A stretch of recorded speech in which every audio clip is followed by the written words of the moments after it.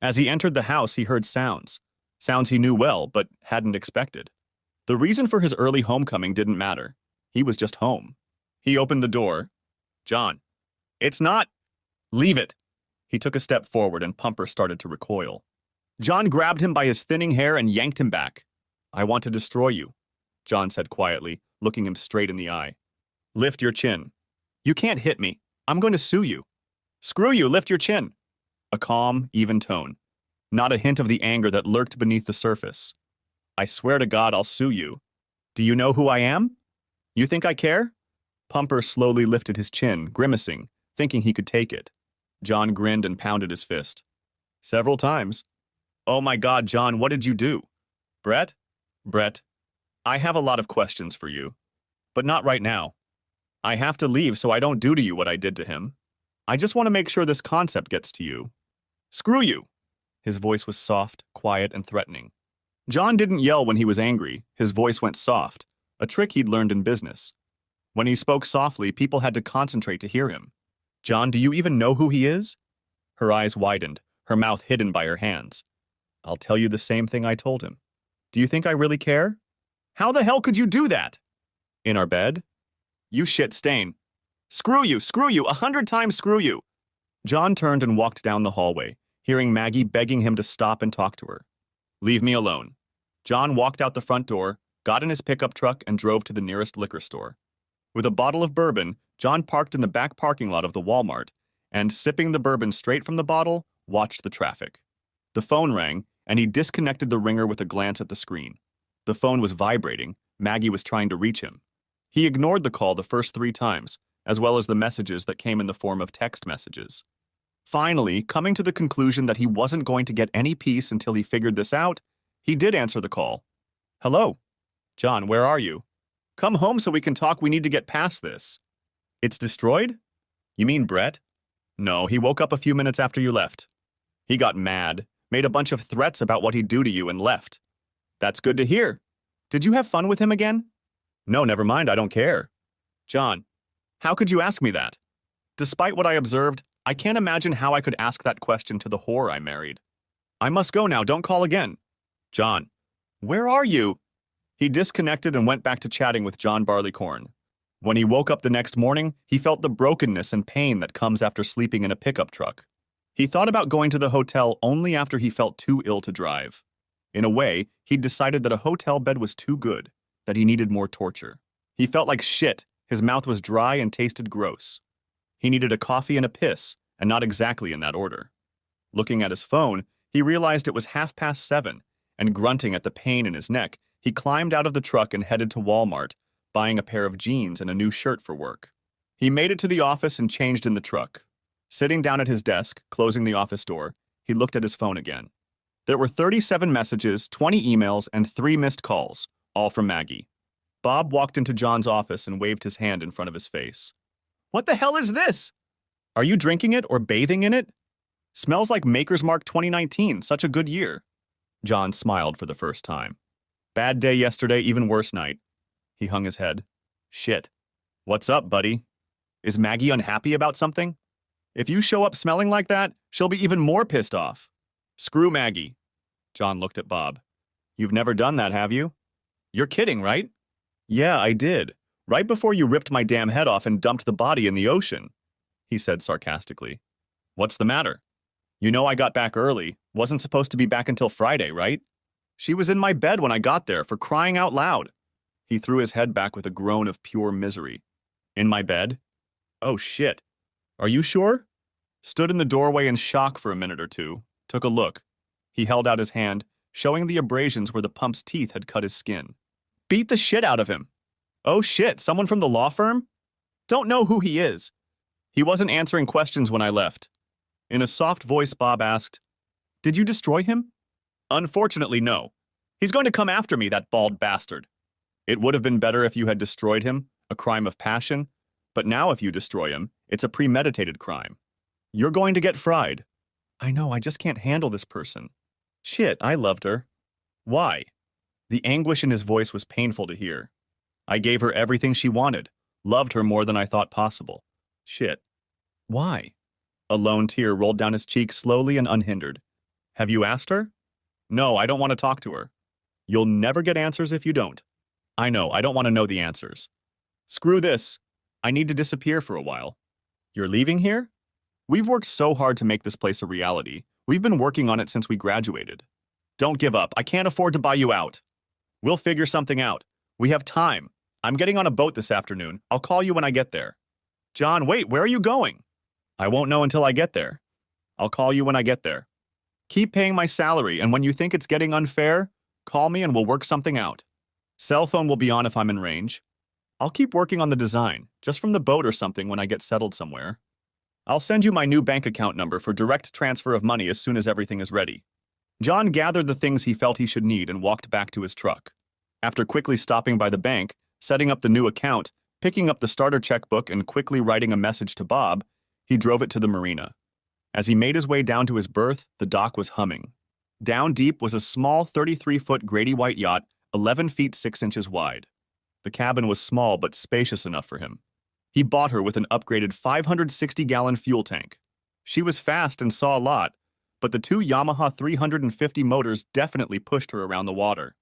Leaning back in his chair, he stared at the GPS screens, calculating distance, fuel consumption, provisions. A stop in Virginia Beach, another stop in Charleston, Jacksonville, Florida, Cape Canaveral, Fort Lauderdale, and then on to Nassau. At a couple hundred miles a day, he should be there in a week or even 2 with breaks in the weather. There was a low coming in from the Gulf of Mexico, and if it went east, he'd have to hold out for a couple days. But if it went north, it would miss him. Planning distracted him from the pain. He just needed to get out of there as soon as possible. Fear gripped him for a moment as he thought about being found before he left. No one would find him at sea for a long time. He knew the week ahead would be agonizing. The only thing to do while he was traveling down was to think. He thought about the dangers of traveling alone like this, but decided he didn't care about that. It wouldn't be the worst-case scenario, or maybe it would be... He just didn't care. It couldn't hurt any worse than it did now. As if on cue, his phone rang. He switched it to voicemail and soon heard a beep that told him he had received another message. He read the last message. You have to talk to me? Don't just walk away from us. His anger went from relative calm, when he wasn't in the forefront of his mind, to rage. Don't walk away from us? Had she thought of that when she decided to sleep with Pumper? Hadn't she walked away? He pressed her number twice and the phone rang. John, where are you? Where the hell did you disappear to? I've been worried about you all night and now all day. Where are you? It doesn't matter, I want answers. John, just come home and we can talk. Please don't give up on us. Don't, you've already given up. Remember when we had that event at school? Remember what we decided then? It was a mistake. I think it was you showing your colors. I should have listened to my intuition then. Instead, I listened to my heart, and you know what? I got screwed. Again. And not in a good way. Maggie. John was on another one of his trips. Maggie sat at her desk and stared at the picture of John in a beautiful gold frame on the desk.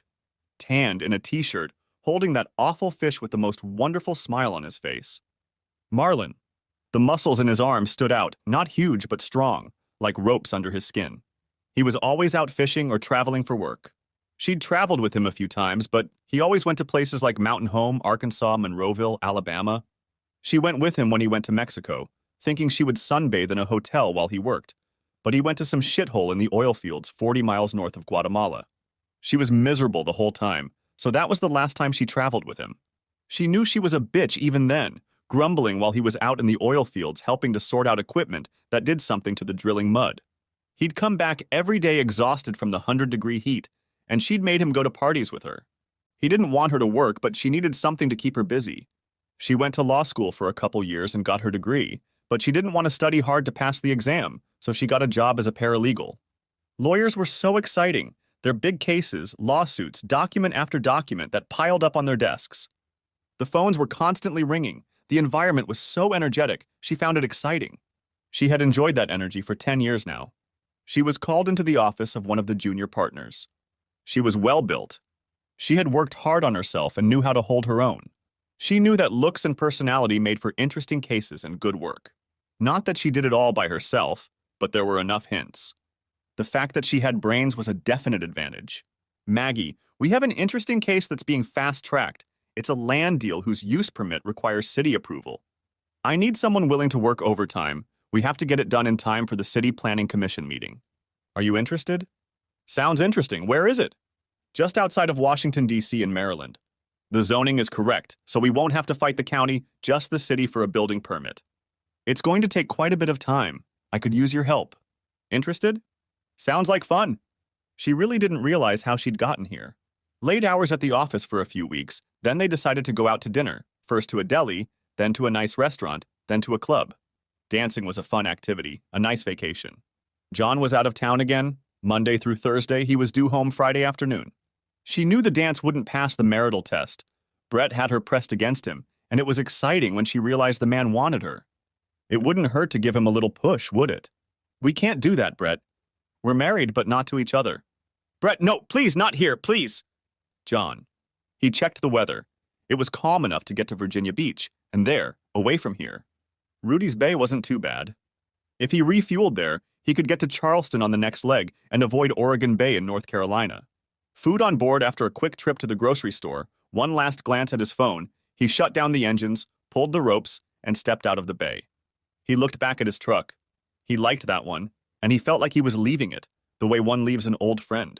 It wasn't the only friendship he mourned. Pulling out of the marina, stepping on the gas and gaining altitude, he set the autopilot on a course down the Chesapeake. Tethering the boat to the guest dock, he pulled out his cell phone.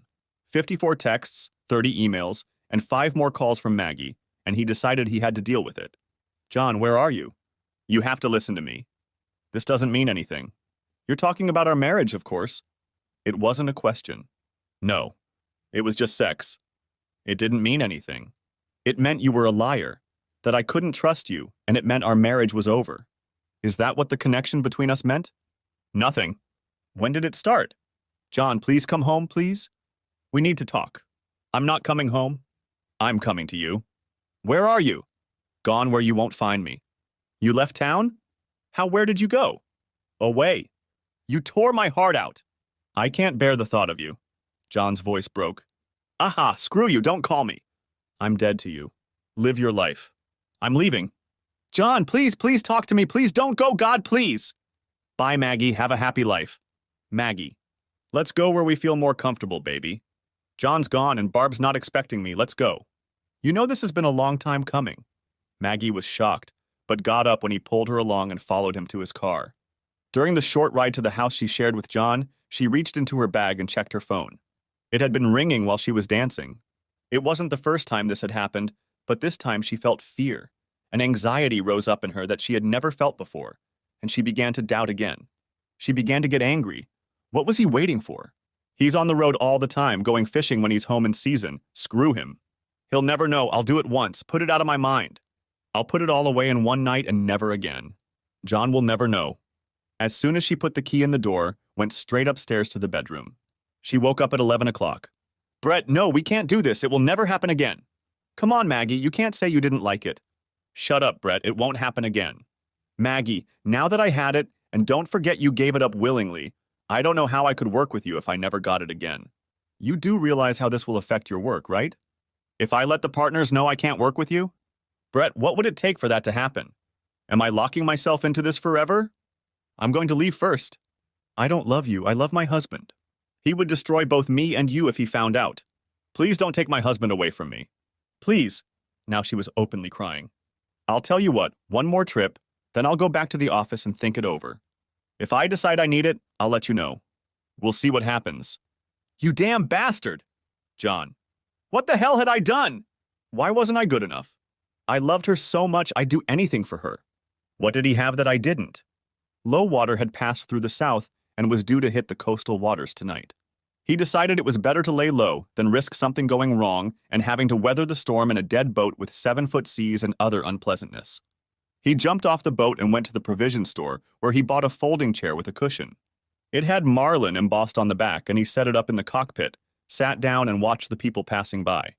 Some smiled at him, others just walked by, and some said hello to him half-jokingly.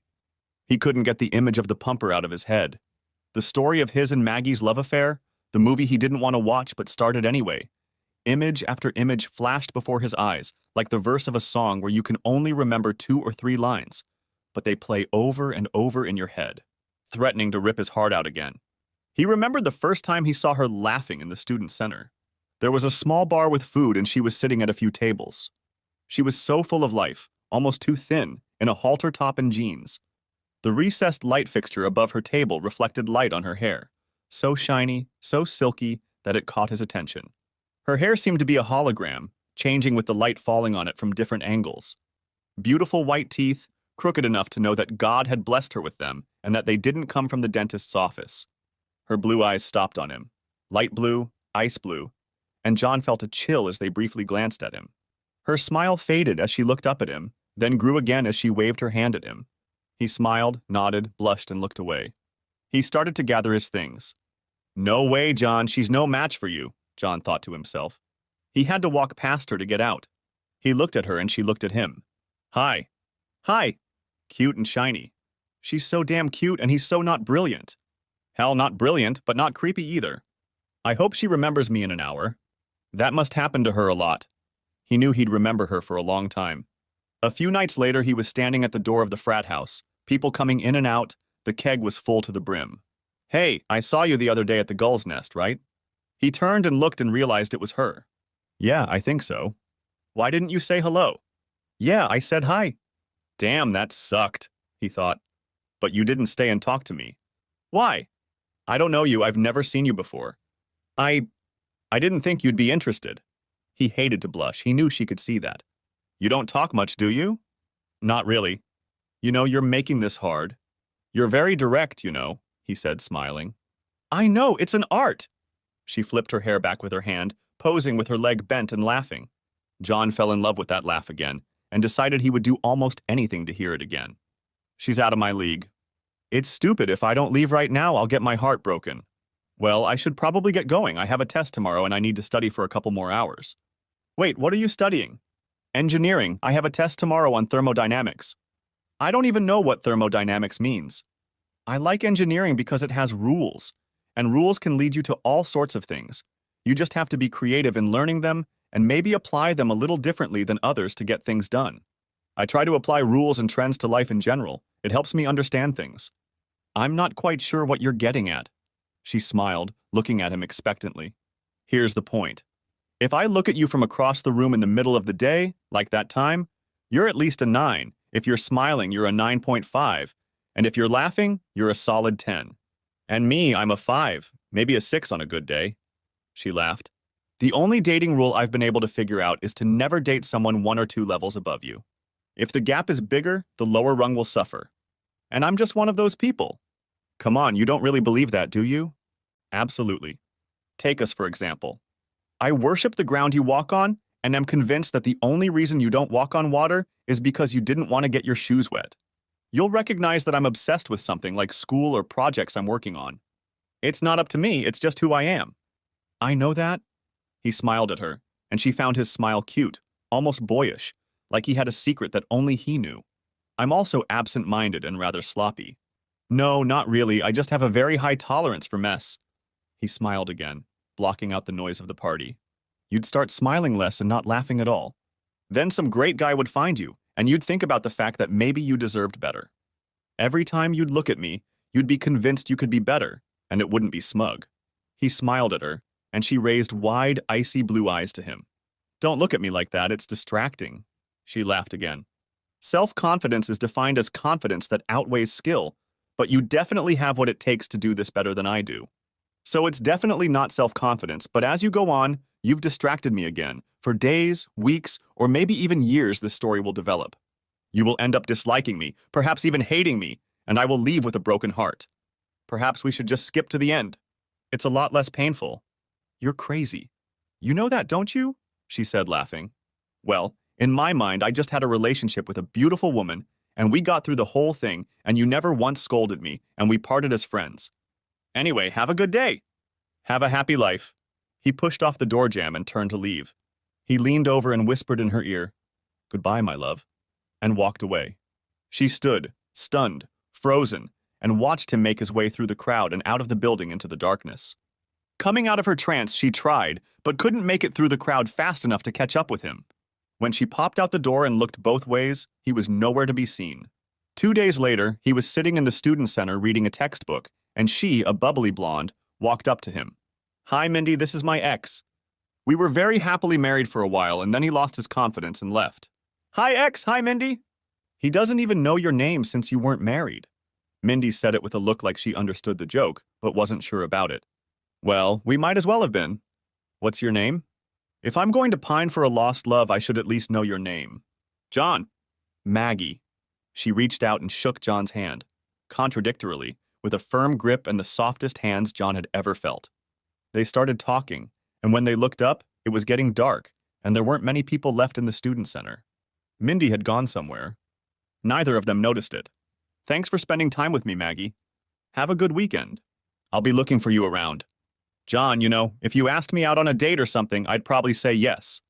Maggie, your 10 against my 5 just won't work.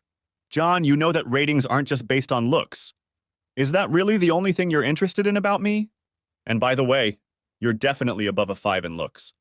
No, that's not true, but now that I know how smart, human, and sweet you are, a 10 just doesn't fit. Yes, but now that I know you and how nice you are, you're much closer to a 10 than a 5 in my eyes. Don't sell yourself or make up my mind for me. You're tall, you've got muscles, but not too much. Your face is beautiful, brown eyes, brown hair, some stubble. Other than that, what don't you like about me? Why do I scare you so much, Mr. Man who doesn't know it? Huh. Fishing for compliments? Let me see. He looked up at her and she took in the sight of his brown eyes, which gave them a personality unlike any other eyes she'd seen before. Okay, how about this? When you laugh, my heart gets lighter. When you smile, my knees go weak. When you talk about ethics theory and business, which has to be the most boring subject I can imagine, my breath catches. I cling to every word. I've never interacted with anyone who focuses my attention as much as you do. I love it when you laugh. I would hang upside down on a lower tree branch and make monkey noises if I thought it would make you laugh. She laughed, and he smiled a soft and thoughtful smile. You don't talk about your problems, you think about others, and I find that almost irresistible. What scares me so much is that I know that at some point in the future you will break my heart, and it will be my fault. I will do something that will make you angry, or not do something I should have done. When you tell me goodbye, I love you so much I can't imagine the pain. I don't know if I'm willing to take that risk. Wait, did you just say you love me? Yes, now, I have to go now. I'll see you later.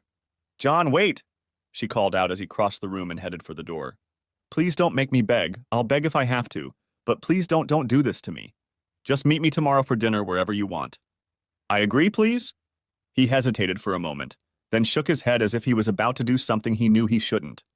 I have a test Thursday morning. How about Thursday night? I can't Thursday, but Friday would be okay? Sure, meet me here at 6? Please. She rose on her toes, kissed him briefly on the lips and ran off, her hair bouncing from side to side. He stood with his hand to his lips, watching her through the window as she ran across the playground toward the dormitory. When he looked at the guy sitting at the table next to him, he laughed softly. You're done, kid. Just give up. She won. He leaned back in his folding chair. The rain wouldn't stop. It was cold. He rose from the chair, went through the helm, and down the 3 steps leading to the cabin. He crawled under the stairs to the double bunk, and tears mixed with the rain streaming down his face. He missed her so much, but she was gone. It was so painful. He would never make the same mistake again. John woke up to sunlight streaming in through the hatch above his desk. He made himself some scrambled eggs and sat down at the small table to eat.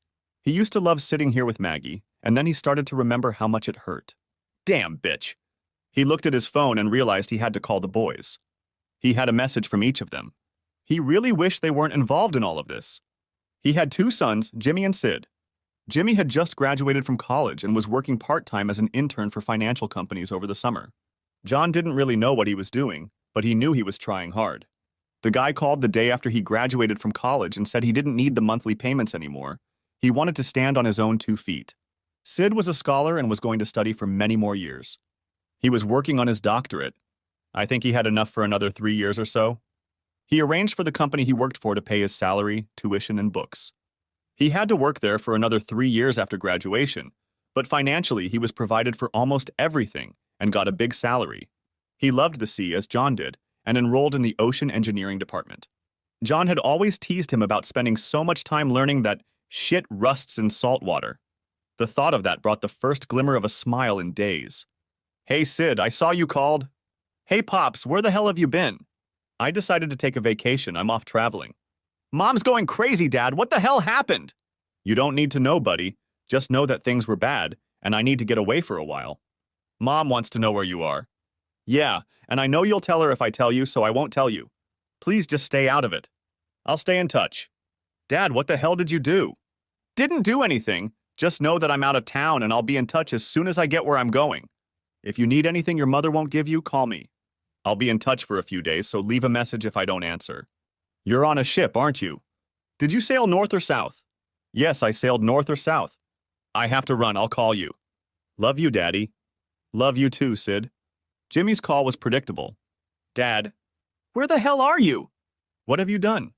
Mom is hysterical, crying all the time and doesn't know where you are. She's been calling me once an hour since yesterday, asking if I've heard from you. What have you done? I haven't done anything. Dad, go home, you're acting like a child. Jim, I want to tell you not to get involved, not to take sides until you know the whole story. I'm going away for a while, I'll call you from time to time. If you can't tell me what you did, then stay out of it. The tone of voice brought John out of his thoughts.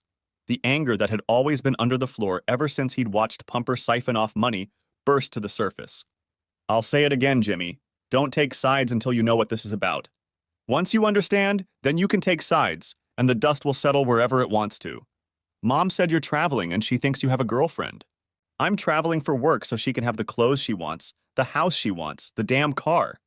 And no, I don't have a girlfriend. Never have. Not once. Never. Don't do this, Jimmy. Don't call me Jimmy. My name is Jim. You're acting like Jimmy. Tell you what, let's not do it again anytime soon. I gotta run. Damn. He'd always had a good relationship with both boys, but Jim was a mama's boy. Always had been. But he was also the athlete in the family. Surfed, soccer, hockey, never did anything half-assed. John was the chauffeur at away hockey games. He was the one who drove Jimmy to North Carolina when it was too cold to surf in the mid-Atlantic, coached the soccer team since Jimmy was Jimmy. He was a mama's boy, but he had a good relationship with John, or at least John thought so. That seemed to be changing as well. He knew Sid would be patient and calculating, but Jimmy, he'd be quick to take sides. Another weather check between Virginia Beach and Wilmington, North Carolina, told him that today would be a good day to sail. He had 3 days of calm seas before the next system would start gaining strength. In 3 days, he should reach St. Augustine. Then he would rest for a couple days before heading to Palm Beach. It was going to be a long journey. He strung fishing lines, followed the channel across the bay, and was out on the open sea again. South, definitely south. As soon as he was on the open sea and turned on the autopilot, the movie spun in his head again. She says you're the best thing in her life. He sat on a low concrete wall in the quad. She'd called and said she needed to talk to him, that it was important. He decided he had nothing to lose. Becky, we didn't have anything. We only had dinner twice, went to the movies once, a picnic by the river and a barbecue. That's it. We kissed a couple times, but nothing more than that. John had met Becky at a barbecue. She was another perky blonde, Maggie's sorority sister. Maggie had given her his number, of that John was sure. I know, but she still says it was the best night of her life. She'll definitely be good for you, you know. All you have to do is make a move. Are you kidding me? She's the one who made you call me? Are we still in high school? Next call you're going to make to her and then call me again to tell me what she said, etc. etc. etc. I'm not going to play that game. John, she wants more than Saturdays with you now and then. Becky, last question. Why me? I see guys chasing her all the time. Why me? John, you're good-looking, well-built, funny, smart, and if her descriptions of you kissing are any indication, you should open a kissing booth, charging $1 a kiss. You'd be rich. John laughed. I'll call her. We can talk, but I can't just hook up. It has to be a relationship for me. I don't know why. Maybe my feminine side comes out. Becky laughed. Please, John, call her. She's moping because she hasn't heard from you in a couple weeks. Do you think she knows the telephone is a two-way communication device? She could have called me. Becky threw John a glare. I'll call her. John met Maggie at the door of the sorority house. She was sitting on the stairs waiting for him as he approached. Hi, Maggie. Hi, Becky. How are you doing? Hi, John. She turned to Maggie and ran the brush over her shoulder as if removing lint. Don't be late, dear. I'll be waiting for you upstairs. She laughed and ran up the stairs to the big house. John, can we talk? Sure here? No, too many eyes and ears if you know what I mean. Let's take a walk. As they walked across the field separating the fraternity and sorority houses and sat down on a bench, Maggie began. John, do you like me? Do you find me beautiful? I thought we found that out during our first conversation, Maggie. Do you want me? Of course, every guy who's ever seen you wants you. Then I want you too. What's the problem? What am I not seeing? John sat in silence as a dark blue Porsche drove by. Rolling down the window, a young, swarthy guy leaned out the window and shouted after them. Nice, baby.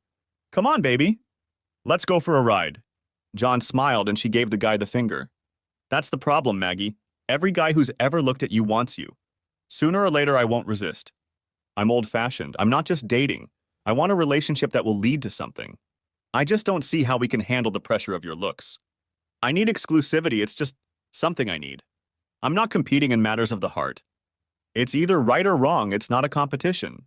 I've seen you on campus with others, flirting with others. I can't stand it. It's just not right for me. John, I'm not interested in anyone else. When I went into Bogart's for a drink with the guys on Wednesday last week, it didn't seem that way to me. I don't know the guy's name, but I know his type. You seemed pretty nice holding hands on the table. John, he doesn't mean anything to me. It was just a date between friends. We don't have a relationship. Why didn't you warn me of your presence? Well, then it's not right for me. John, if you want to be exclusive, I can do that. You can? What happens when I have to write an article, when I'm working on a project, or worse, when I have to travel for work? Will you be able to just wait for me? Will you miss the big party, the event of the season? John, you're the only one I want. I'll break up with the other guys. I can wait for you. They're just friends anyway, not like you. Maggie, you should know that I'm not very good at sharing with others. I'm not jealous. I'm not watching your every move, but it only takes one time. Once the trust is gone, it's gone, and there's no getting it back. Ever. John, I understand I will never lose your trust. I promise. So we're officially in a relationship? John blushed. Maggie found that so sweet. Yes, John. Thank you. They walked around campus for a few hours, eating lunch in the student center. When they got out and went to cross the road, Maggie twisted her ankle in a pothole and would have fallen if John hadn't caught her. Shit, that hurts. John gently placed her on the ground and carefully pulled the tennis shoe off her foot. It didn't look injured, but what could John know? It's not swollen. Can you put some weight on it?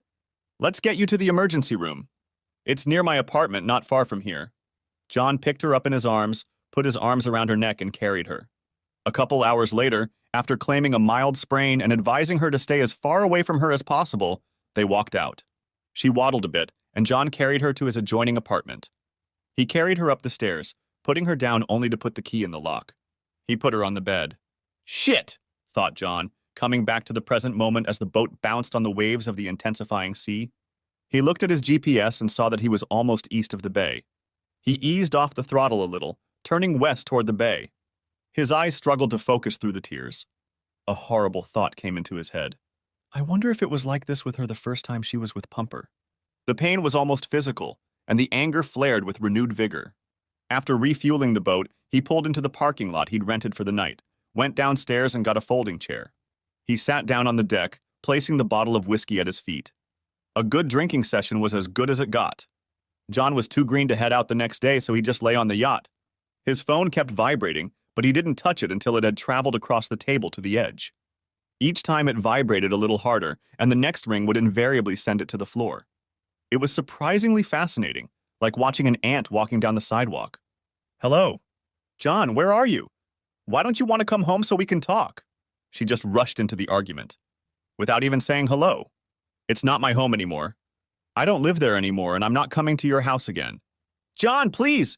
Don't do this! Please! It's not...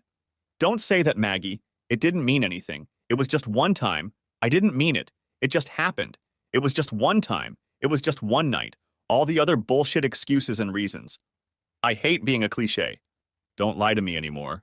Just one question I have to ask, and then I'll walk off into the sunset and you'll never hear from me again. Why?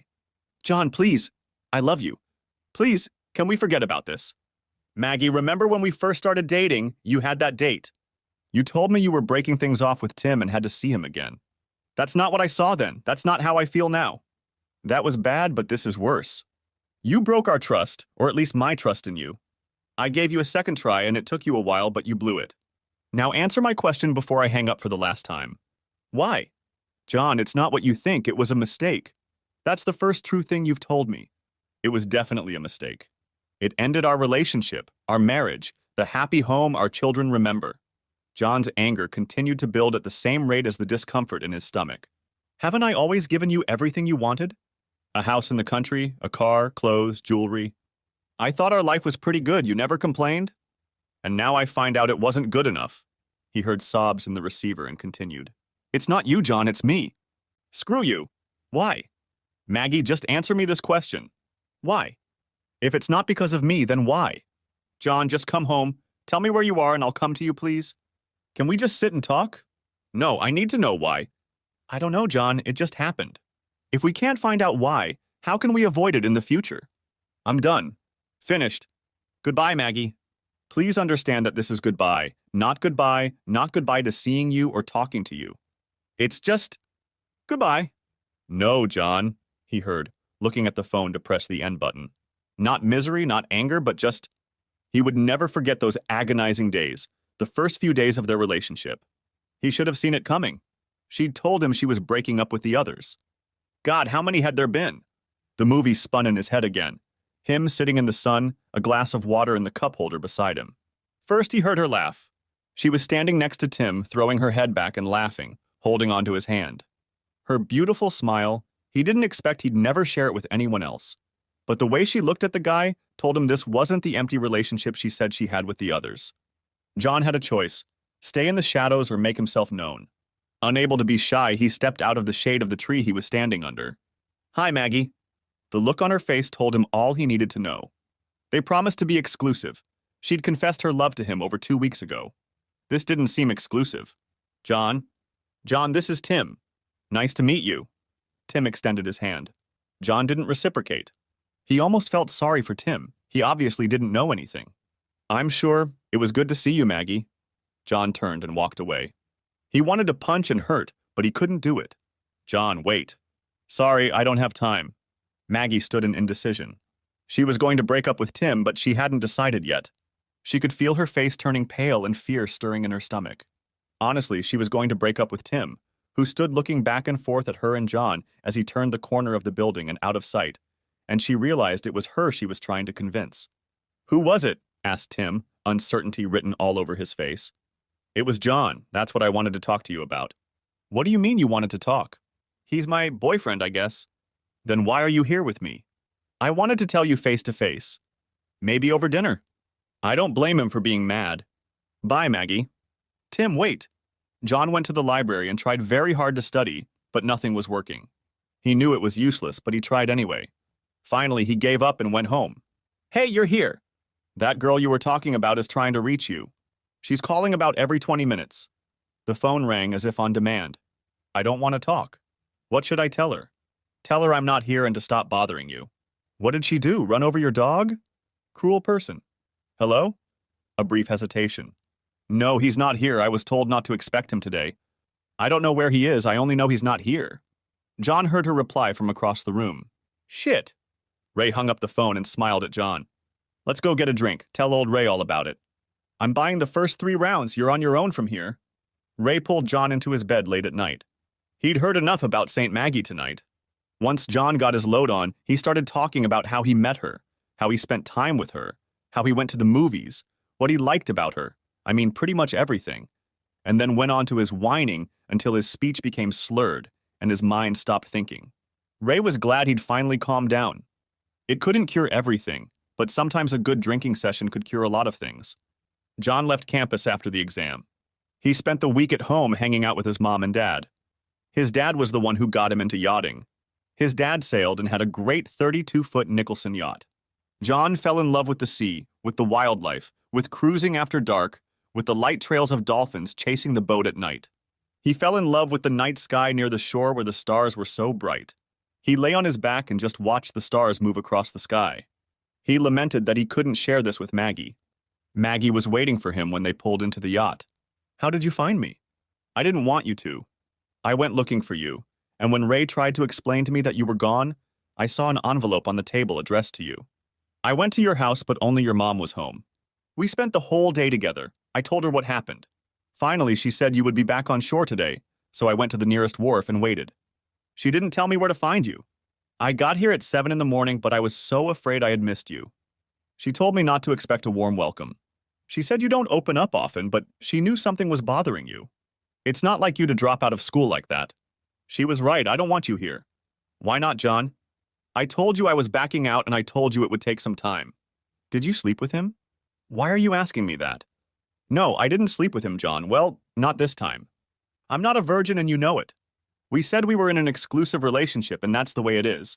We've left everyone else out since we agreed. Tim didn't seem to realize that. He left me in the restroom. I never saw him again and I never will, John. He seemed like a smart guy. John, you're all I need, please. He was about to leave. I didn't expect to see you with him. It hit me hard. I'm not competing for you, Maggie. It either works or it doesn't. You either love me or you don't. If you love me, you don't want to be with anyone else. If I ever find out you're with another guy, it means you don't love me, and that will be the last time you see me. Period. Look, I came here to see you so you'd know I was serious about our promise to be exclusive. It meant nothing to me. I understand how it looked to you, and I'm sorry. It will never happen again. Can we go back to the way things were? Please don't walk away from me from this. Please? Maggie, if you were honest with me, I'd be okay with it. I wouldn't like that you were seeing another guy, but I could probably get over it. Not knowing and tripping over you like that, it seemed like you were hiding something, that you weren't being honest. I won't put up with it. I just won't. He shook his head and lowered his gaze. For the next few moments, he mentally went through the list. Would life be better with or without her? For a few weeks, things had been cold between them, but Maggie kept pushing for what she wanted, and eventually John thawed out. Their relationship began to grow and grow again. The ice in the glass had long since melted, and John took a sip of warm water. Damn it! Why didn't I get the hint? Had she been seeing guys on the side all this time? How long has she been having fun with him? Has this marriage for the past 30 years been a farce? Is there anything real? Wondered John. He got up and prepared to head out to sea again. Cleaning, buying provisions, sleeping that night was difficult, and the questions kept running through his mind. The next morning he was on his way, to Georgia, then to Florida, and finally to sea, to Nassau. Maggie. Oh shit, what am I going to do? Wailed Maggie, turning to Becky. I've lost him, I've lost everything. Becky didn't give up. Maggie, why did you do this? What the hell were you thinking? You gave up a 30-year relationship for a shitty idiot. How are you going to explain that to the boys? I'm not going to explain that to the boys. Oh my God. How can I? That brought on another bout of tears. She cradled her face in her hands, tears streaming down her cheeks. Have you talked to them? No, not really, not since I told them he left. I keep calling them to see if he's called them. He's only called Jimmy once and Sid hasn't said a word. So according to them, John just left you for no reason, he just left. And you don't think they'll wonder if John did something wrong? Are you just going to let them think what they think? Are you willing to take the risk that it will damage their relationship with John and do nothing to prevent it? You don't deserve him, you know that, don't you? I was so good, I just stumbled, you know? You make it sound like you slipped on a banana peel and landed on top of him. You slept with him all night. In John's bed. What the hell were you thinking? Damn girl. Do you think John will ever forget walking in and seeing that? Maggie looked at her, and her eyes reflected understanding. If you had fun with him in the car and drove home alone and John somehow found out about it, maybe, although I doubt from John, but maybe. No, you brought the guy back to John's bed and he found you on the next, day. How can you explain that? You broke the nicest guy I've ever met. He was a coach, gave everything to you and the guys, worked his ass off. Do you have any idea how many women threw themselves at him? I saw it happen. He was always polite, always soft, but always decisive. No meant no, he wasn't interested. Period. And you dismissed that. I have to do something, Becky. I have to let him know I love him. You can try, but I'm not relying on you. If you can get him to talk to you, if you can beg, crawl to him, be the most wonderful wife in history, and never even think about lying to him again, it will kill him in a heartbeat. You will also have to deal with the boys. If they accuse their father, it will all be over. You realize that, don't you? Oh God, I've messed up everything. He has to talk to me, has to. John. John was sitting on the cockpit floor in the back of the plane, a pump in his hand. He was in his uniform, shorts and a tattered t-shirt. Always a fish t-shirt. His tan had darkened over the last week in port. The Caribbean sun was scorching mercilessly. Hi. I'm Sarah. Hi, Sarah. Without looking up, he noticed there was a locking ring on the case. If I turn it this way, it might come loose. Then I can unlock it, thought John. What are you doing? Fixing the pump. Why? It's not pumping. Yeah, but where does it go? What's it doing? It's pumping water into the well. Okay, now I realize I know less than I thought I did. The sarcasm made John look up. Long blonde hair, slim but not skinny figure, the sun off her back. John couldn't see her eyes, but he could see her smile. He instinctively smiled back. There's a tank that holds the bait fish, and this pump feeds water into it, takes water from the ocean and feeds it into the tank. The water then overflows into a drain that goes back into the ocean. This way, the water stays fresh, doesn't overheat, and provides oxygen. The bait remains alive, hence the name Living Well. It was the longest conversation he's been a part of in the past 3 weeks. That was nice. What was nice, Sarah? You explained it like everyone would want to know, not like I was stupid, even though I seemed stupid for asking the question. Thank you. You're welcome. You don't talk much, do you? Not usually. Can I come aboard and take a look? Sarah, can I help you with something? I'm just trying to figure out how to fix my pump. I wanted to go fishing this morning. I'm sorry if you don't want to be disturbed. My mom and dad thought it would be good for me to swim out here. But they're just reminding me of the, bad things. Things I don't want to think about. John looked at her again and she hesitated, apologizing. He saw the pain flash across her face, only to fade away after a second. Well, if you want company, I'm not sure I'm the right person for it. I try not to think about bad things. Are you here alone? Where's the wife and kids? John shuddered. He didn't feel like lying to her for some reason. The ex stayed home. The kids are grown and separated. You came here alone? On this boat? Yeah. I need to buy a new pump. Stop by later if you want. Can I come with you? Where can I buy a pump like that? Sure, if you want, but I need to stop by the provision store at the marina office. Will you wait for me? I need to tell my mom where I'm going. Sure. John watched her run down the dock, up the decking to the 60-foot sailboat standing in several bays. He figured she was in her early 20s, maybe a little more. A man peered out of a cabin on the dock, and John timidly waved at him. He didn't wave back. When he could make out her face without the backlight of the sun, he figured she was in her early 30s. Small crow's feet at the corners of her eyes, creases at the corners of her mouth. Do your parents mind if you come with me? Yeah, they're just overprotective of me.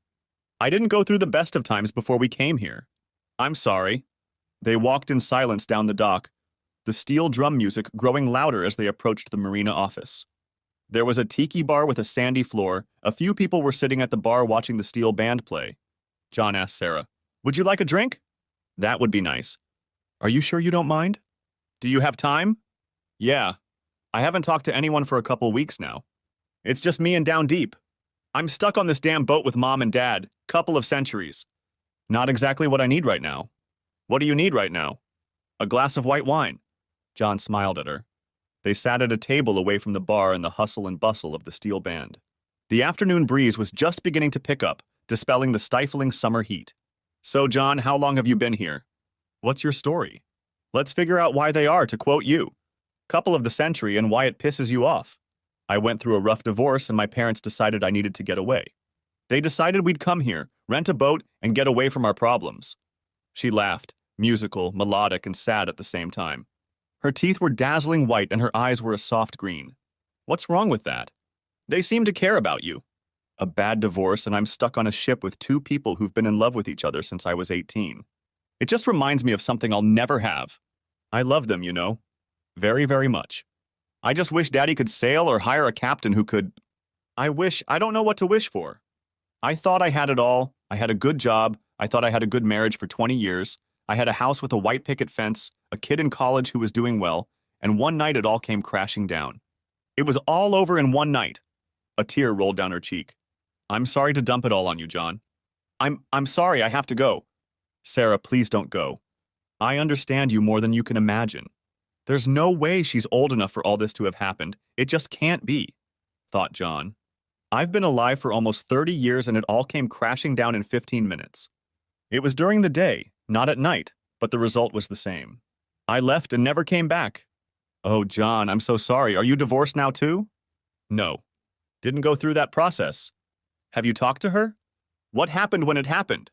I talked to her a few times on the way here. Just short conversations. More questions from me than anything else. Not a lot of answers. Let's see, a week and a half to get here, and I've been here almost a week. Sarah leaned back in her chair and looked at John with an expression of sadness. It was the most caring look John had seen in months. So fresh, John. Do you want to talk about it? Maybe someday, but not right now. When are you coming home? We have 2 weeks left on the boat, but we may be back sooner. Dad tried to steer the boat, but it was a lot harder than he remembered, and Mom and I don't know anything. There's nothing we can do to help. Your dad must be totally nuts. John looked at his phone. 23 unread messages. He opened the marine weather app. There's going to be strong winds tomorrow, but the next day seems fine. Maybe we can get the boat out for the day. Do you think your dad will let me help him steer the boat? I don't know. I wouldn't want to hurt his feelings, but maybe. Don't tell me you know how to sail? Yeah, my dad had a 30-foot sailboat when I was younger. We did a lot of sailing. It wasn't as big as your boat, but I can't imagine the principles are much different. Will you have lunch with us tomorrow? Can you give this to Papa? I know it would make a huge difference to him. Sarah sat back in her chair, her gaze intense. She looked so excited and at the same time afraid that it wasn't true, that it wouldn't work out. I think we can work something out. Can we meet back here tomorrow at noon? Oh, John, I'm so sorry. I understand what you're going through, and here I'm asking you to help my family. It's not fair. It's okay, Sarah. I don't mind. Really. The next day at noon, John walked up the gangway to the dock and saw Sarah waving to him as he approached the bar. He reached out and shook the older man's hand. Sir, John Baker. Nice to meet you. Ben Livingston. The smile didn't reach his eyes, and he looked at John suspiciously. I take it you sail? Yes, sir, replied John, sitting down in the vacant chair across from Ben. When I was younger, my father had a 32-foot Nicholson yacht. Instead of baseball and camping in the summer, we went sailing. He sold the boat a couple years ago when he couldn't run it on his own anymore. John, this is my mom, Beth Livingston. Beth was a more grown-up version of Sarah, still beautiful, with the same smile. Hi, John, thanks for meeting us today. Sarah told us that you know how to sail, and Ben was very excited about getting out on the boat tomorrow. We don't want to upset you, but it would be a big favor to us. Ben and Beth questioned him with practiced skill. Ben asked technical questions, and Beth tossed in challenging questions during the conversation.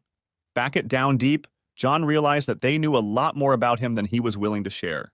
The three of them knew that he had caught his wife cheating, that it was still too fresh to know what he was going to do, about the origins of his boys, about hiding from everything down here with no timetable. They knew he was an engineer who had been out of touch with his office for almost 3 weeks, and that he was almost ready to face the world again. The schedule for tomorrow was set. John lay on the bow of the boat on the sailbags and watched the unruffled water bearing down on him. A light breeze was blowing, enough to keep them moving through the shallow ocean waves. Sarah settled down beside him, also lying on her back and looking up at the sky. Penny for your thoughts, John. They're probably not worth a penny. In fact, I'll probably have to pay you. You know, you've made Dad happier than I could have imagined even a day ago. He's better off than he thinks he is. I didn't do much, but I gave him the confidence to make decisions. He's fine. John, what are you going to do? Now I'm going to have to pay you. That's just what I was thinking. I think my break in business is coming to an end. I'll have to contact the office. I'm sure I have business to attend to. I'm going to have to clear things up with my kids, and I'm going to have to contact her and start dividing things up. Stand by, shouted Ben from the helm. He's in his glory, isn't he? Said Sarah, as John began to rise with a rare smile on his face. It's good to see. Look at the way your mom is looking at him, like he's going to give milk or something. A cloud flashed in John's eyes. I thought I had this shit, sorry. John let go of the port side rope when the sail started to rock on the turn, and pulled up the starboard slack when the boat started to lurch on the turn. He adjusted the Genoa, making sure they were getting maximum thrust from the light breeze, and the mainsail was learning not to flutter. Looking up, he made sure they were heading downwind towards the harbor, and realized that the day of relaxed sailing would soon be over. He settled back on the bags of sails. I'm not looking forward to it. I know how you feel. I went through this about a year ago. John, whatever happens, I'd like to keep in touch with you. She didn't think John could hear the pounding of her heart, but he was. I know it's not the time, and it's not what you're thinking, but in just a couple short days, you've reminded me that there are decent people around. She blushed, glanced up at him, and just as quickly looked away when he caught her gaze. Decent men. Sarah, if only we'd met at another time. Later, after lowering the sails, John put the yacht in position. Making sure the ropes were properly tied down, he reached down and turned off the diesel engine. That was fun, Ben. Thanks for a great day. Brought back a lot of good memories. Thank you, son. Would you mind another day this week? Ben smiled hopefully at John, his silver hair ruffling in the wind and the red sunspots on his cheeks. He had the expression of a genuinely happy man. I'd love to, but I'll have to adjust my schedule. Can I call you back? Sure. Just let us know when you'd like to go out. I know Sarah will love it. I'll love it too, sir. Are you all stowed and washed, or do you need help washing the boat? I think the women are already working on that, but thank you. Ben smiled and gestured for Sarah and Beth to wash the deck with soapy water. I'll be off then. Have a nice evening. John slid off the side onto the dock, smiling. I'm going? I feel like a British captain in World War II. Where did that come from? He thought, as he walked back to the down deep. Crawling onto the boat reminded him of his loneliness. He felt even more alone than he had the day before. Maybe he was starting to feel again. Maybe that was a good thing, maybe not. Anger came over him again, and for the first time in a long time, he picked up his phone and turned it on. Voicemails and texts weren't a priority for him, and he dialed Bob's number. Holy shit. You're alive. John, I was getting worried. Where the hell are you? I'm in Nassau. No shit, really. How are you, buddy? You okay? I'm still pretty pissed off, Bob. I know I have a job to do, even while I'm here licking my wounds.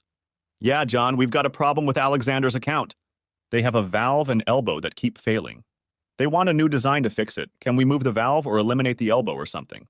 Hell, do you have time to figure it out? Email me the plans, Bob, and I'll take a look. I'll send you something by the end of the day tomorrow. If you do that, I won't feel so bad about your direct deposit tomorrow. Yeah, about my direct deposit. Hold it for a day or two. I need to divide things up, square up my investments. Speaking of which, she calls every day, asking if I've heard from you. Can I tell her we've been talking? As long as you don't tell her where I am, you can say we talked. If you talk to her, tell her I won't talk to her again until she tells me the reason. I've already told her that, but I don't think it would hurt her to hear it again in a different voice. John, how do I get in touch with you? I've called your cell phone many times with questions, but I keep getting to voicemail. I haven't turned it on. I'll call you every day at 3 o'clock unless I'm gone fishing. If I'm gone, I'll call you when I get back.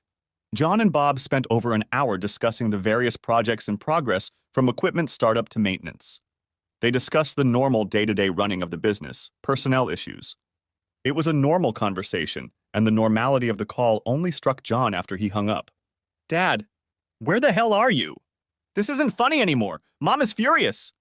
She calls me every day, asking if I've heard from you. Jim calls me too. Where are you and what the hell happened? Asked Sid. Sid, I really don't want to go into details. It was really bad and I don't see us recovering from it. Mom said the cops are looking for you. What did you do? I hit someone. Hard a few times, but not hard enough. That doesn't sound good, Dad. When are you coming home? I'm not sure I'll be coming anywhere but a short visit. I need to get some things in order and then I'll come back here.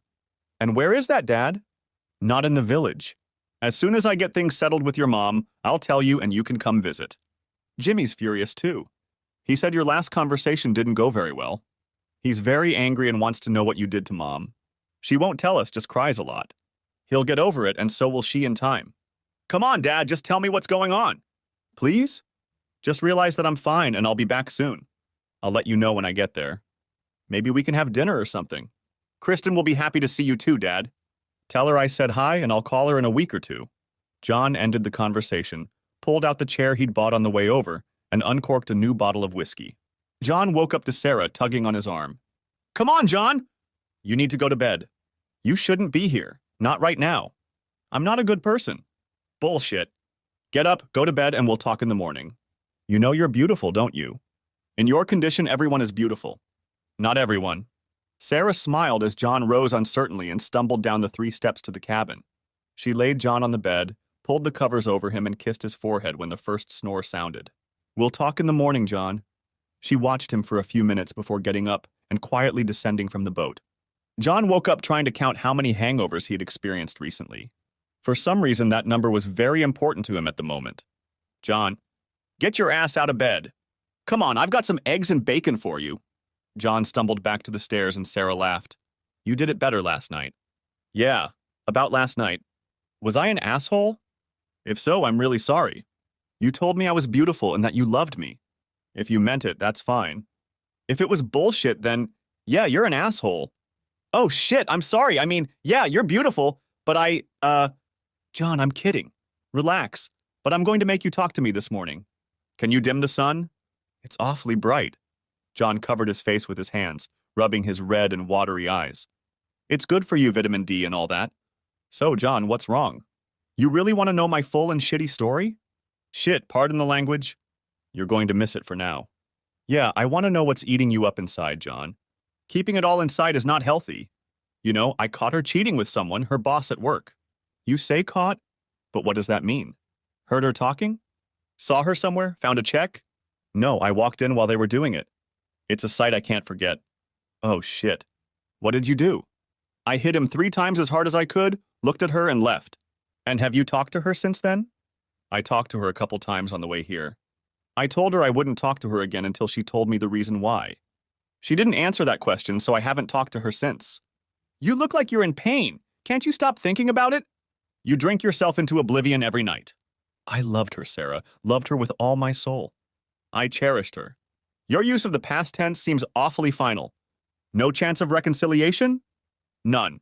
The luster is gone from that apple. We went through one event when we first started dating, and I dealt with it. And this? Well, I'll always remember that look when I think of her, when I see her. It makes me doubt myself, you know? Am I not good enough? Am I bad in bed? Is he more? Sarah laughed. John, men are much more hung up on size than women. It may matter to some women, but for most it's an emotion. The biggest erogenous zone is the mind. You know what I mean? Then I must be lacking in skill. It was the little bald bastard. I know I'm not handsome, as they say, but he wasn't much better. Don't underestimate yourself, John. She told me the same thing once. Didn't help much, I should have known. I knew it was going to happen. Knew what? How did you know? When I was in college, I had a rule, developed in engineering classes combined with a little thought. Never date someone who is 1 or 2 grades above you. It's always the one below who suffers. Here I was, the bottom feeder. I was hurt. I should have known. John, if she's more than 2 points above you, she must be stunning. Don't forget the slut. She has to be a guy's wet dream, gorgeous and slutty. Are you sure it's over? Done. I couldn't be more sure. I don't know what to say. I can't say anything, John. You don't want to hear that everything will heal, that there are more fish in the sea, that women are like buses, that you'll wait a little while, and another one will come along. Pick your cliché and insert it here. It hurts, it sucks more than I can describe, and the only thing that can heal it is time. I'm sorry. Thanks, Sarah. A single tear rolled down his cheek, and the urge to take him in her arms and comfort him was almost irresistible. John, when you get back on your feet, would you mind finding me? I wouldn't mind being your turncoat, you know that. Now isn't the time, but I wouldn't mind when you're back on your feet if you'd look me up. Sarah, I have to go back to the 1 or 2 point rule. You're out of my league, besides. I'm going to go home next week to clean up, and when I get back, you'll be gone. It's okay, John, I'll see you again. I'm not asking for anything more than friendship. I'd like to think we'll see each other again, Sarah. I'd like that very much. On the flight from Miami to BWI the following week, John was deep in thought. He looked down as the plane lifted off from Nassau, and as he saw the down deep and then Sarah's boat rising a few slipways away, he was imbued with a sudden melancholy. Memories of sailing, of the peace and tranquility of such a loving family flashed through his mind. As soon as he boarded the flight home, melancholy was replaced by anger, and his thoughts returned more and more to Maggie. Damn bitch. When he stepped off the plane through the security door from which there is no return, Maggie was waiting for him. It had been almost a month. She had lost a little weight. Bags had appeared under her red, puffy eyes. But even now, not in her best shape, she was beautiful. What are you doing here? Bob told me when you were coming. Please don't be mad at him. John, I'm so sorry. Please let me explain everything. I'm not interested in talking to you until you explain why. Are you prepared to answer that question? I can try. Please. It's a yes or no answer, Maggie. Yes or no. I don't know, John. I ask myself over and over again why. How could I do this? John, please, I love you. I only love you, please. She began to cry, her eyes a little red and tears flowing down both cheeks. That's too many words, Maggie. I've been traveling all day. I'm tired. I just want to check into a hotel. I'll call you before I leave, but you have to understand. Please, John. I'm begging you. Please forgive me. Please, can't we forget about this? You don't have to go to the hotel. Just come home. Maggie, you knew the rules. Leave everyone behind. We were a team. No rivalry until death do us part. I thought that meant one of us had to die, but apparently that was before the relationship died. You killed them. We broke up. End of story. I have to go. Maggie looked pleadingly at his back as he walked away, got into a cab, and drove away. John, exclaimed Bob when John walked into the office the next morning. Hello, Bob. It's good to see you. The clients have been asking for you most of all. They want you to help them. We're having problems with the launch. Can I ask you to go to St. Louis to help? They are complaining a lot and want you to be there for a week or two, at least long enough to straighten things out. I don't know, I need to see a lawyer. I think I'll go to Tim's, sort out the finances, figure out what else I need to deal with to get out of all this. Are you okay? I know that should have been my first question, asked Bob, putting his arm around John's shoulders as they walked down the hallway. Bob, my head is clear, but emotionally I'm dead. I don't know if I'll ever get over it. I just can't see it. John reached across the table for Maggie's framed picture, picked it up, looked at it, and tossed it in the trash. Everything around here reminds me of her. I don't think I can do this. Maybe we should go our separate ways. John, you're the heart of this place. I know there are no irreplaceables here except you and me. I have a proposition for you. Once you're settled in, let's go out to lunch and talk. I think there's a way to work things out. I don't want to hear it, Bob. Don't try to convince me to bring that cheating whore back. No damn way. I'm not talking about her. I'm talking about work. Bob laughed, heading out the door. Bob, when I get divorced, I have to figure out how to make sure she doesn't get a piece of the business. I have to meet with a lawyer tomorrow morning and start the process. So you've already thought about that? Yes. I think I'll go to the police station and turn myself in. You'll fire me for misconduct, and I'll be a consultant again in a month or two after the divorce is final. Then she can get her teeth into just my counseling fees. I have to see a lawyer first, and he'll take me to the police station. You'll have to work it out and through a lawyer. Do you think this asshole will press charges? I hope so. It'll give us a reason for a new agreement between us, but I'll sue him for alienation of affection, habitual non-compliant behavior, moral reservation, and anything else Tim can think of and convince him to drop the charges. We can figure out how to structure things when this is over. You know I hate this, right? You and I built this place together, and I've had a lot of fun doing it. It's okay. Things will go back to normal faster than you think. Well, at least the new normal. All right, I've got to run. John, how's it going? Tim smiled, walking across the room with an outstretched hand. I've gotten better, Tim. It's personal, family, criminal, and business law. I don't know who to turn to. I was hoping you could direct me. John, what's going on? A month ago, I caught Maggie having fun with her boss. Oh, shit. Where? How? I caught her with him in my bed. Oh, shit. What did you do? Knocked him the hell out, then left the country. Went on a boat to Nassau. Been there about a month, just got back yesterday. Does she know you're back? Yeah, met me at the airport. I have a couple questions. I want a divorce. Please prepare the papers and serve them on her, or tell me who I should contact to prepare the papers and serve them on her. I will also have to deal with the police. This is Brett, her boss at Dewey, Scrum & Howe. I believe I'm wanted on an assault charge. Let me make a couple calls. Can you wait outside? Before you do, you should know that I want to use this. I think we can get him to relent if we threaten a lawsuit, but I should be fired for inappropriate behavior so she can't get my half. I didn't realize to take pictures, so I have no proof other than what I saw. He said, she said. I don't know if she can be charged with adultery, and I don't know if it would make a difference if she did. Okay, let's get Mary and George here so we can attack all of this with a united front.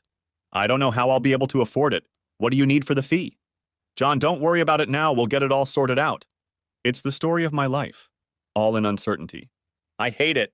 Charges had not yet been filed, and being arraigned was one of the most humiliating experiences John had to go through. When he appeared before the justice of the peace, it was via video link. He stood with George next to him on a podium with a screen in front of him showing the judge. So, Mr. Baker, it says here that you assaulted Mr.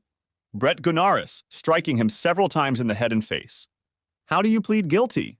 Guilty, Your Honor, but I didn't hit him in the head, only in the face. 3 times. Even on video, the judge was an attractive woman. Face slightly angular, eyes bright, expression intelligent. Do you admit to hitting this man? Please tell me there are extenuating circumstances. Yes, Mom, there are, replied George. Oh, please, Mr. Baker, enlighten me.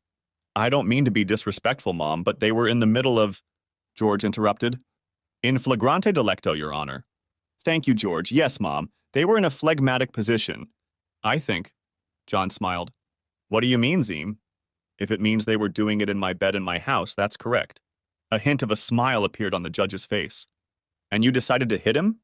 Yes, Mom, 3 times. My arm was hurting, so I didn't think a fourth would be warranted. The state appreciates your restraint, Mr. Baker. You'll be in my courtroom, let me find out, in 2 weeks. Is that satisfactory to you, mister? Hands? Yes, Your Honor, replied George. Mr. Baker, you've got the wrong guy. Mr. Gunaris is campaigning for state's attorney. It is my understanding that he is very unhappy with the costs associated with his emergency care and dental work that was required to repair the damage you caused. If he's not happy, neither is the district attorney. Be prepared. She smiled at John. Thanks, Mom. We'll be ready, George answered for him. Oh, and Mr. Baker, please don't hit anyone else. Yes, Mom. You are released on your own recognizance. Don't leave the state. Mr. Hands, you are responsible for making sure your client is in court at the appointed time. You are free to go. Yes, Mom, he'll be there. As George and John were leaving the stand, the judge heard George quietly exclaim to John under his breath. My God, she smiled. I've never seen her smile before. She seemed nice to me, George.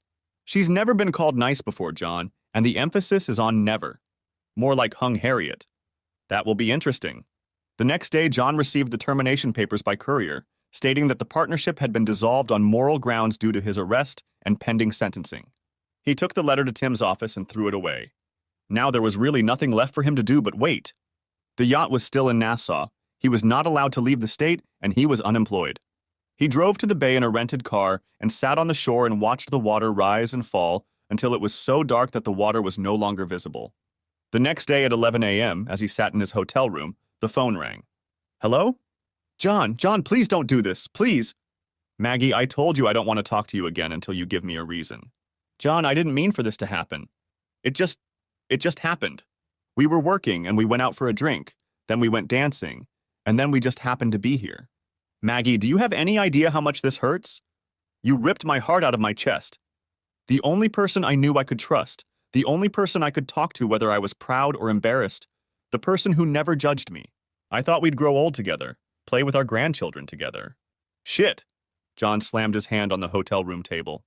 John, please let me explain. Let me show you that I love you. Please, meet me. Talk to me, please. You explain? Okay, one try. Then you'll sign the papers and we can move on with our lives. I'll have a lot of free time in the next couple weeks, and then I'll probably go away for a while. What do you mean going away for a while, and why do you have free time? You mean after work? No, I got fired, and I mean in jail. Pampers has pressed charges. Oh my God, John, how did you get fired? You were partners? My God, I cost you the business. I can never forgive myself. I'm so sorry. She cried and gasped between words. Moral disclaimer. If either of us is accused of a crime, the company goes to the other. I have a court date next week. I don't know what's going to happen with that. I won't let him do it, John. I won't. I don't think you have a choice. Are you still working with that bastard? John, please meet me. Let me see what I can do. Let me show you that I love you and only you. The fact that she was evasive didn't go unnoticed. It's too late for that. I just want to settle my affairs and get out of here. Please, John, just have lunch. We can talk. In a public place, I can't make too big a scene, please. Okay. Tomorrow, DeLuigi's in Little Italy. Noon? Okay, John, thank you. I love you, sweetheart. Don't say that and don't call me that ever again. You've lost the right to call me that. Okay, John, I'm sorry. He was sitting against the wall opposite the door when she came in. She was just as beautiful as she had been in college. Sure, she had a few pounds added, and her eyes were red, but he noticed for the 1,000th time that she had aged well. Maggie. He refrained from standing up as she approached the table. No hugs? She asked with a strained smile on her face. No. John, you're so cold. We've spent 30 years together. You had fun with another man in my bed. How many times? How long did it last? It was only once, John. Do you seriously expect me to believe it was the first time? I don't believe you. John, it was a mistake. I didn't mean for it to happen. It just happened. You make it sound like you slipped on a banana peel and fell on it. You don't have to be rude, John. That's what Becky said. Right. John, I'm so sorry. I can't believe you've lost your company. What are you going to do? Are you going to fight it? No, it's spelled out in the contract, just like the morals clause in your contract of employment with the law firm. I'm going to sue him, you know. Alienation of affection. Sue the firm on the grounds that they didn't honor the morals clause regarding you and Pumper. I'll think of something. John, you're just trying to hurt me. It's okay, hurt me, I deserve it. Say whatever you want and I'll sit here and bear it. Take my job, make me suffer. I'll sit here and take it. Just let me show you that I'm sorry and I love you. Who was that guy in college? Tim, I think. Remember him? Maggie lowered her eyes, tears falling onto the tablecloth in front of her. Yeah, quietly and sadly. Remember when I told you then that it was your only chance? Yes. You won't have another. How would you feel if you came home, excited to meet the love of your life, and found him having fun with someone else in your bed? She paused. Oh my God, John, I'm so sorry. I wasn't thinking. I didn't. You weren't just seeing me in your head at that moment, were you? It hurts, John. Pain sucks, doesn't it? You want to feel pain? How about the boys calling you and asking you what you did wrong? Why did they think I did something wrong? What did you tell them? I didn't tell them anything, John. I just told them. I just asked them where you were. Her sobs made her speak in scraps. You have to take responsibility for your actions. Until you do, nothing will change. I don't know if I'll ever get over it. I don't know if the pain will ever go away. I know I'll never be able to trust you again. I can't. I told you this would happen back in college. You're 10 against my 5. I'm done. If I don't end up in jail in the next 2 weeks, I'm out of here. Where did you go, John? I know it was on the boat. I went down there looking for you. I found your truck and took it home. It's sitting in the driveway. Give it to one of the guys. Give it to Sid. He hasn't accused me of anything. I don't know what's going to happen to Jimmy. He said you think I have a girlfriend. Maggie's face went pale. Oh God, no. Tears flowed uncontrollably down her cheeks. I'm so sorry. What have I done? You've ruined this family. I don't know, and don't tell me. I'll think it was worse than anything you tell me because I don't believe you anymore. John, please believe me. Please, it was just one time. We came home from the bar and it happened. It was a one-time thing. You slept with him, in my bed, the most vulnerable thing you can do to another man. In my bed. Anger threatened to take over again. Yes, John. I'm so sorry. I can't deal with this. I'm getting out of here. Don't call me, don't write me. Deal with the boys. If they call me, I'll know you took responsibility. I'll let you know if I don't go to jail. If I end up in jail, you won't be my only call. John stood up, threw a couple of 20s on the table, and walked out. Maggie reached for him, touching his arm as he passed her.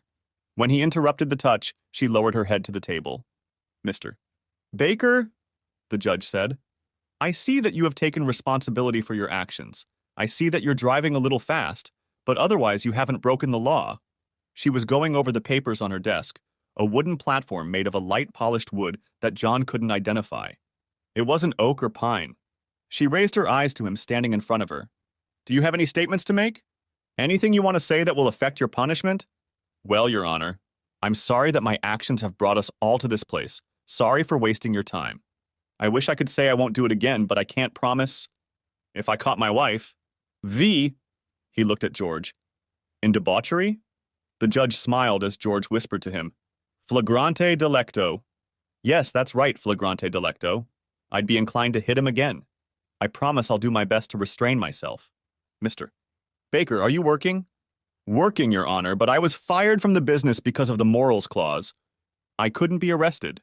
I'd like to come back, but that depends on what happens today. Okay, Mr. Baker, the court believes that what we have before us is a law-abiding citizen who made a bad decision due to extreme stress.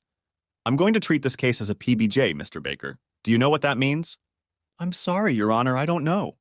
It means I'm not declaring you guilty, but I'm not declaring you innocent either. I'm giving you probation until sentencing. This will remain on your record for 5 years. You will be on unsupervised probation for 5 years. If you commit another crime in the next 5 years, you will serve time for what your future crime deserves, but you will also be sentenced to time for that crime, most likely 5 to 10 years. Essentially double or nothing punishment.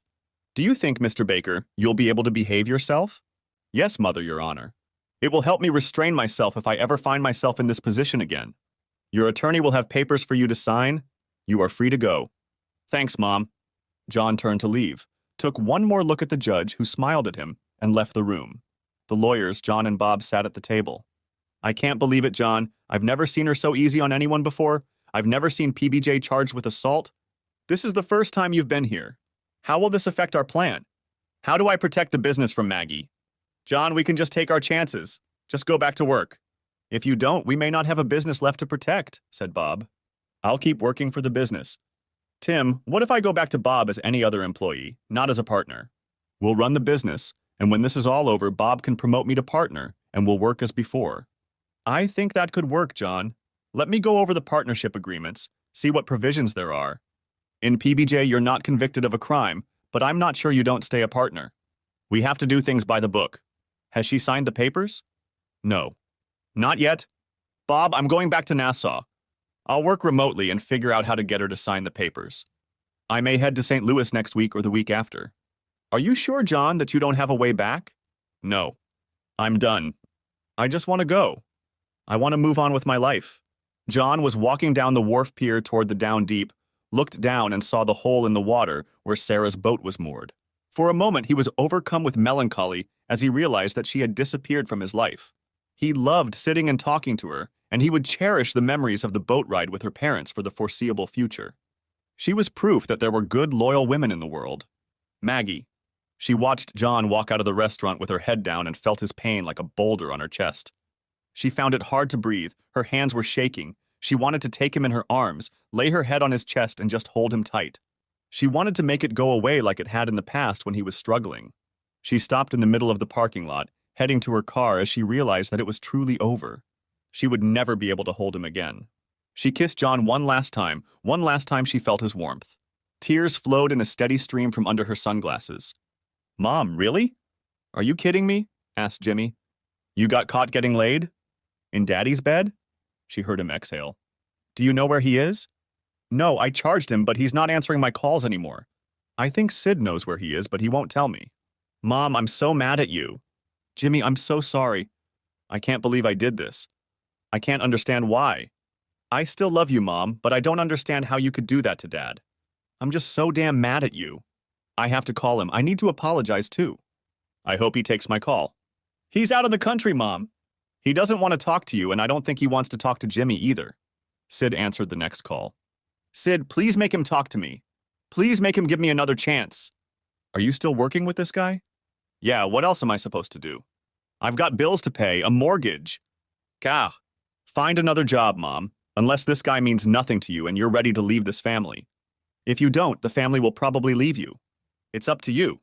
Sid, why are you being so rude? I'm not the one who screwed up, Mom, you are. Oh my God, I really screwed up, didn't I? Maggie hung up the phone and sat at the kitchen table with her head resting on her hands until the sun had set over the horizon and the room was dark. She walked to the bedroom and lay on the lonely bed in the dark until sleep finally came. She couldn't understand why the whole family was so angry. After all, it was one little slip-up, it meant nothing. She hummed to herself the song of the cheaters, like the commercials, impossible to get out of her head. John. The low crossing the Atlantic was the fifth named storm in this relatively calm season. The storm is forecast to increase in intensity and reach hurricane strength by the time it crosses the Virgin Islands. In its path will be Puerto Rico, the Dominican Republic, then it should turn north, with Turks and Caicos to the east and Nassau to the west. By the time it gets north and starts threatening the United States, it will have reached Category 3 or 4. It appears that the Carolinas will be in its sights later in the week. Fluctuations in either direction will affect the Turks and Caicos Islands or Nassau. Residents in these areas are asked to take shelter from winds approaching 140 miles per hour and storm surges of 4 to 7 feet. John had 2 days to prepare for the storm. He planned how he would tie up the Down Deep and began looking around the marina, watching for other boats. More places than usual were empty, and John guessed that they had decided to return their boats to the U.S. for storage. The remaining boats could be a problem.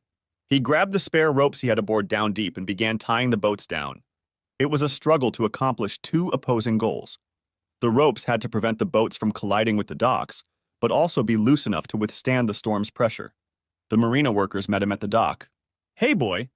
What's up? Yeah, here, trying to secure the boats before the storm. I need more and longer ropes. I could use a dinghy, too. Why do you need a dinghy? I want to stretch the rope from my boat to the other side so it won't get caught on the dock. I'd like to run a fishing line to these boats, too, so they don't go into the dock. Let me get some more rope. I'll be right back. Hey, kid, what's your name? My name is John. What's yours? Jose, I think that's Spanish for John, no? He smiled at John, who smiled back. I think you're right.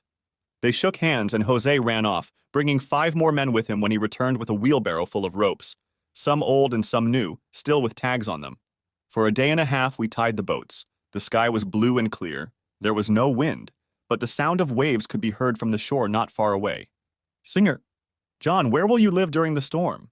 I don't know, Jose. Hopefully in a concrete building nearby. I was going to try to get a room at one of the resorts. You'll stay with me and my family. It's safe here. We've been through many hurricanes and have never been hurt. It's not big or fancy, but it's fine. You'll see. Will you stay with us? Jose, thank you, but I don't want to inconvenience you and your family, although I do appreciate it. An inconvenience? What does that mean, Sr. John? To bother, to piss you off, to make it difficult. Ah, Jose smiled his crooked-toothed smile. You're not going to bother us. You'll stay with us. He nodded his head and it was settled. We're leaving. Get the house ready. John entered Jose's house, almost a shack made of cinder blocks with a tin roof, but they had driven uphill to get there. John found that comforting. It was dark inside, but neat and orderly. The house was a rectangular structure with a large room taking up the entire width of the house. It was screened off from the rest of the house by a curtain of beads. John heard a woman's voice from behind the curtain. Que huele? John realized from the timbre of the voice that she, whoever she was angry. Jose rolled his eyes and walked through the curtain, and John was left standing in indecision. He heard a conversation in an incomprehensible language. It started loudly, then quieted, and from behind the curtain came Jose, followed by a beautiful Hispanic woman in her 30s. She had long dark hair, a curve to her figure, and she floated on the floor rather than walked. She held out her hand and John shook it. Her skin was soft, but there were calluses on her fingers. You're Jose's new friend, aren't you? She said with a strong Spanish accent and in broken English. Yes, Mom, I'm here to... He looked at the windows. Help! Are you staying for the storm? Yes, Mom, if you don't mind. Okay. Thanks, Mom. You work, I cook. John followed Jose out the front door. Jose had pieces of corrugated tin that fit each window. John held them in place while Jose drove screws into holes that looked like they had already been used. As they worked, neighbors began to come over and help. When they finished with Jose's house, they moved on to the next house and the house next to it.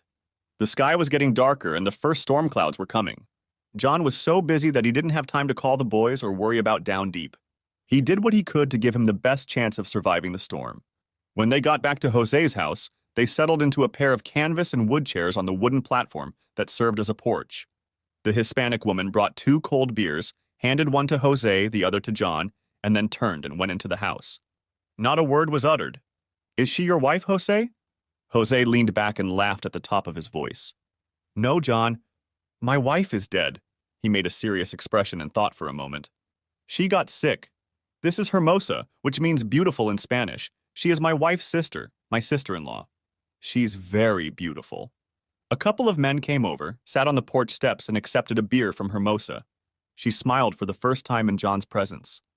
It was a beautiful smile, teeth white and even, just a hint of wrinkles at the corners of her eyes.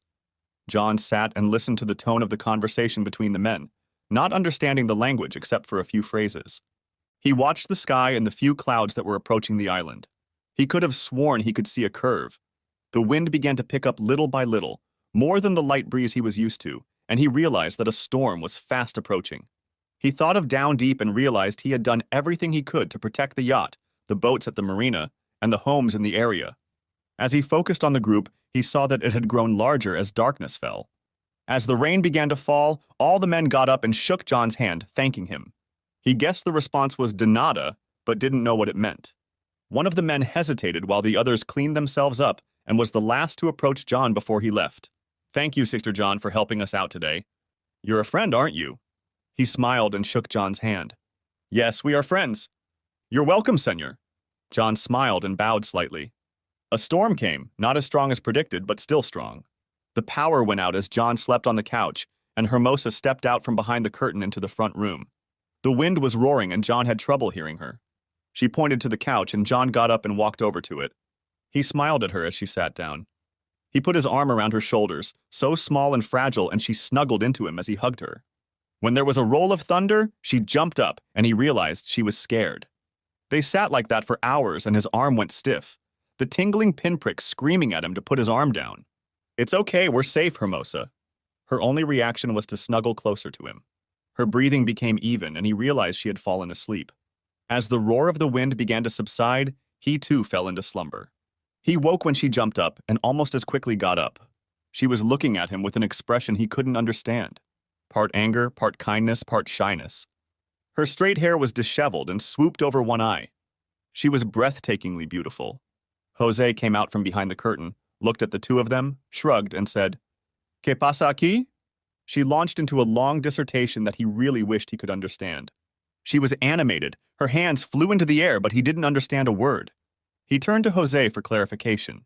"She said you helped her to get through the storm. She was scared and you held her. She also said you were a perfect gentleman, but I'm not sure if she's happy about that or angry. Women, you can't understand them, can you?" "I can't, that's for sure, Jose." "Are you ready to go to the wharf? I need to check on the Down Deep." Hermosa left the room. "I think she's making breakfast."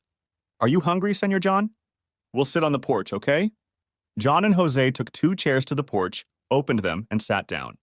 John watched the neighborhood come to life. Fallen branches were dragged to the curb, cleaned up in front of the doors. Hermosa brought them each a plate of scrambled eggs with spicy salsa and small pieces of spiced beef. It was the most delicious dish John had ever eaten. John and Jose pulled fallen palm branches out of Jose's ancient Toyota pickup and prepared to leave. John reached out to shake Hermosa's hand, and she grabbed it, pulled him tightly to her, and laid her head on his chest for a moment. In a strong Spanish accent, she said, "Thank you." John bowed his head, got into the truck, and pressed himself against her. The trip was fast, and Jose jerked the steering wheel from side to side to avoid fallen branches and parts of houses littering the street. When they reached the marina, they found one boat flooded and another parked, but the Down Deep had weathered the storm normally, as had the other boats. Jose's crew slowly arrived at the site and got to work setting the boat in the parking lot. Jose looked at John and said, "Thank you, senor, for your help with the preparations. We did well." "I expected the worst." "Jose, what are we going to do about the sunken boat?" "We? Are you helping?" "Of course, Jose. Do you have airbags?" "Slings? A compressor?" "Let's see, amigo." They found everything John thought they needed in the shed. John picked out 4 medium-sized bags and looked at the compressor. Obviously, he had his doubts. "It looks like crap, amigo, but it works. You'll see." John helped secure the airbags and went down into the water to run the straps under the sunken boat. He had Jose start the compressor and coughed as the ancient gasoline engine started, releasing a blue cloud that grew as it ran. The inflatable cushions, inflating, lifted the boat so that the keels were just above the water and the upper deck of the 40-foot sailboat leveled out. Jose found a gas-powered pump, and they sat in friendly silence, watching the water level in the boat slowly drop and the boat itself rise out of the water. They pulled the skiff out, and as a team, they removed the extra ropes from the boats that they had secured before the storm. By nightfall, the marina was in pretty good shape. "Senior John, thank you." John held out his hand, and Jose pulled him in for a hug. "Are you coming with me?" he asked, raising his eyebrows questioningly. "Thank you, Jose, but I'll stay on the deep. Please tell Hermosa thanks for everything." John started the generator on the Down Deep and charged his phone. As soon as it had enough charge to turn on, it started beeping. He received several messages from Sid, 2 from Jimmy, and a message from Maggie. There was also a message from an unfamiliar number. "John, I know you weren't expecting to hear from me, but I heard about the storm and wanted to make sure you and Down Deep were okay. I'll be glad to hear back from you. Sarah." After assuring Sid that he was okay, he called Jim. "Hi, I saw you called."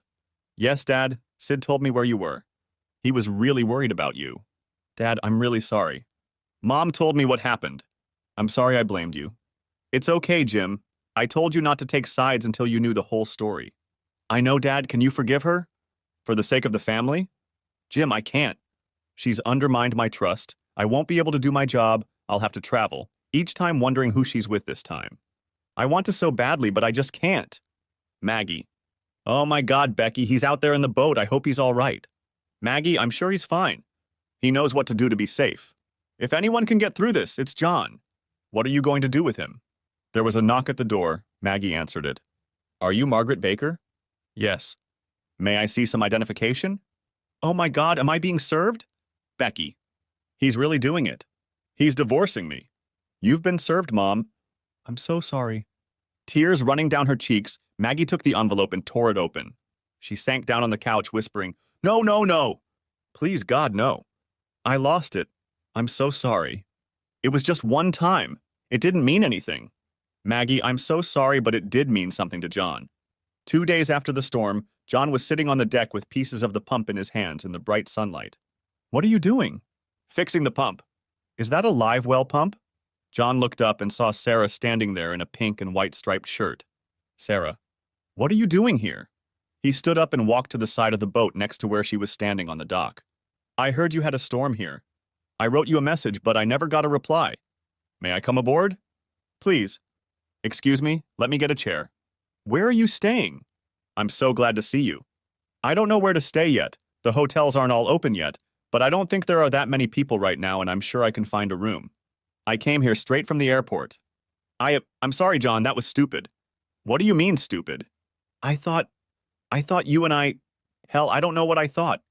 I thought it was over, that I'd never see you again. And then the storm, I watched it like a soccer game. Sick when she left you and scared to death when she came back. I couldn't bear the thought of you needing help. I'm sorry, John, I shouldn't have come. I mean, hell, you didn't even kiss me once. Sarah, I don't know what to say. I'm not even married yet. Don't get me wrong, the time we spent together was special. You're an amazing woman. Let me figure something out, get you settled somewhere, and see what happens. Jose will help us. It's okay, John, A tear slowly rolled down her cheek. I'm just going back to the airport. I have to go. Let's talk to Jose first. Hold on tight. John leaned over and kissed the top of her head, heading off to find Jose. Epilogue. The next week, John and Sarah fished, sailed, relaxed on the beach, basically spent another week in the sun getting to know each other. They flew to the mainland together when John left for St. Louis, and in the months that followed, they talked on the phone often. John rented a house on the island and set up an office. He arranged with Bob that he would return to the office for a few days each month and travel directly to clients from Nassau and do his design work online. Bob promoted John to shareholder, and they opened an office working on projects on the islands with 5 engineers and support staff. Maggie agreed to the terms of the divorce. She kept the house where the boys were raised. Liquid assets were divided equally. Maggie sued the law firm for harassment, and Pumper, as she now thought of him, was fired. He had a hard time finding a new job and soon left the area. His claim against John was summarily dismissed. John received settlement compensation from the firm, but set that amount aside for the grandchildren he hoped to have soon. Sarah and Maggie met on a sunny afternoon when Sid and Kristen and Jim and Courtney arrived for a visit. John stood on the porch of the bungalow he had rented, his first grandchild sitting on his lap in a worn but sturdy rocking chair. Maggie stood at the foot of the porch stairs and watched John play with the baby. John, I thought we were going to do this together. God, I'm so sorry, but it really didn't mean anything to me. Maggie, it meant a lot to me. It meant that everything we shared didn't matter to you. It meant that family, trust, all the morals we taught the boys meant nothing to you. It was something I couldn't forget. It killed my trust and broke my heart. I had to move on or die. It was that simple. Hey, baby, Sarah said as she walked out the door carrying a tray of iced tea for John and a soft drink for the baby. She stopped and looked at Maggie, turned and looked at John, then back at Maggie and said, Hi. You're so beautiful, just like John said. I'm Sarah. Maggie's shoulders slumped and a tear rolled down her cheek. I hope we can be friends. Sarah held out her hand to shake. Hi, Sarah, I hope so too. Take good care of him. He deserves it. You're a very lucky woman. The end. Thanks for watching, I hope you enjoyed it. So subscribe to my channel and watch the next video.